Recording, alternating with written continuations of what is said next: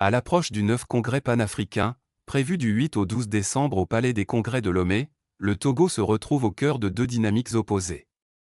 Alors que le gouvernement se prépare à accueillir cet événement majeur organisé en collaboration avec l'Union africaine, UA, plusieurs organisations de la diaspora, dont le mouvement du 6 juin, M66, appellent à une nouvelle mobilisation le 8 décembre contre les autorités togolaises. Le Congrès, placé sous le thème du renouveau du panafricanisme et du rôle de l'Afrique dans la réforme des institutions multilatérales, réunira des participants venus du continent, de la diaspora et d'autres communautés afrodescendantes.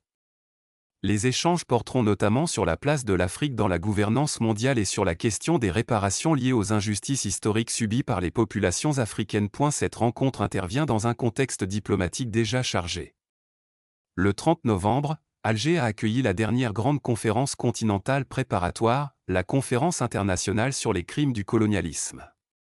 Le ministre togolais des Affaires étrangères, Robert Dussey, y a réaffirmé l'engagement du Togo en faveur du thème annuel de l'UA, justice pour les Africains et les personnes d'ascendance africaine à travers les réparations, et insisté sur la nécessité d'obtenir des réparations. Les Togolais ont faim. Parallèlement, le M66, actif depuis le 6 juin 2025, continue de contester le nouveau régime parlementaire en vigueur au Togo, qu'il juge taillé pour accorder un pouvoir illimité à Faure Gnassingbé, en rupture avec l'ancienne constitution. Le mouvement, appuyé par plusieurs organisations de la société civile de la diaspora, réclame la démission du président, la libération des prisonniers politiques et un retour à l'ancienne constitution permettant la tenue d'élections présidentielles. Dans une récente prise de position, l'activiste Dani Aïda, qui avait représenté le M66 en marge de la dernière Assemblée générale de l'ONU, a critiqué l'événement. Il dénonce des panafricanistes en divagation intellectuelle et politique, invités à Lomé à partir du 8 décembre et estime que cette mobilisation revient, selon lui, à couronner Faure Gnassingbé. Il ajoute que les Togolais ont faim, mais certains viendront se servir.